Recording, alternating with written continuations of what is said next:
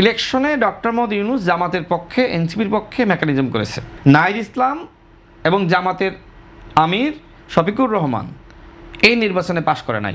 আধুনিক পৃথিবীতে কোনোভাবেই মানুষের কণ্ঠকে রুদ্ধ করা যায় না, দমন করা যায় না। সুতরাং আজকে যদি আমার কোয়ালিটি থাকে, আমার বক্তব্য মানুষের কাছে যাবেই, সেটা মিডিয়ার মাধ্যমে যাক আর সেটা সামাজিক যোগাযোগ মাধ্যমের মাধ্যমে যাবেই।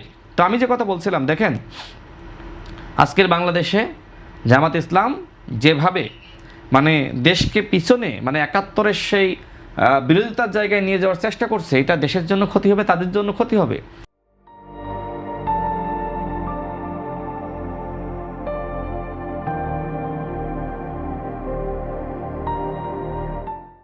তাদের হীনমন্যতা আছে, তারা এখনও পাকিস্তানের সেই অখণ্ড পাকিস্তানটা ভুলতে পারতেছে না।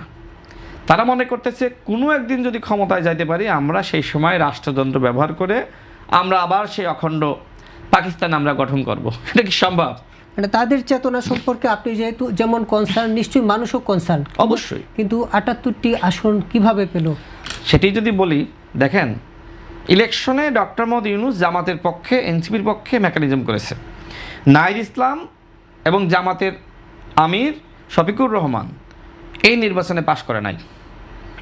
অন্তত এই দুইটা আসনে জামাত এবং এনসিপি পাশ করে নাই। অন্যগুলোর কথা যদি আপনি বিশ্লেষণ করব, দেখেন যদি আপনি ডক্টর মোহাম্মদ ইউনূসের বক্তব্য বিশ্লেষণ করেন, সে নির্বাচনের কয়েকদিন আগে বলছিল যে এই তরুণদের অনেকে মন্ত্রী হবে। তার মানে কি, তার অন্তরের মধ্যে তিনি লালন করছিলেন যে এনসিপি এবং জামাত জোট ক্ষমতায় যাবে।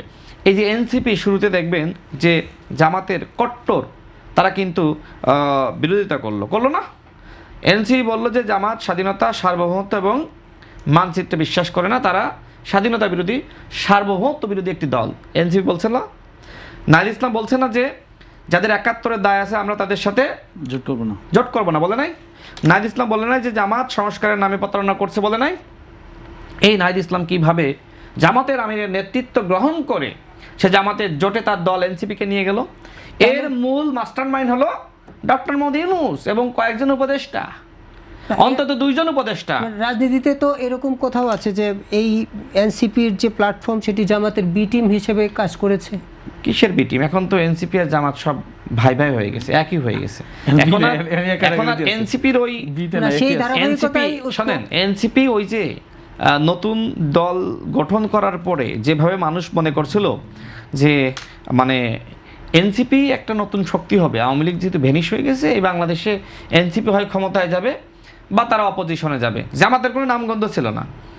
জামাত এটা বুঝতে পেরে তারা কি করলো, তারা এনসিপি ব্যাশিং শুরু করলো। নিশ্চয়ই খেয়াল আছে আপনার, জামাতের সেক্রেটারি জেনারেল কি বলেছিল, বাপের থেকে বেশি বাড়তে যেও না।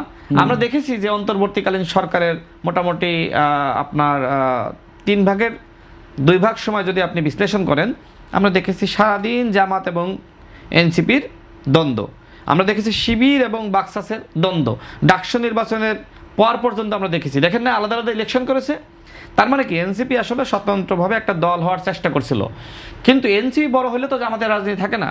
এই জন্য জামাত তারা সিদ্ধান্ত নিল যে আমাদের শিবির এবং যারা জামাতের সাবেক বর্তমান কর্মী আছে এর একটা পার্সেন্টেজ আমরা এনসিপিতে ঢুকাই দিব এবং এনসিপিকে জামাতের একটি শিশু সংগঠন বানাবো।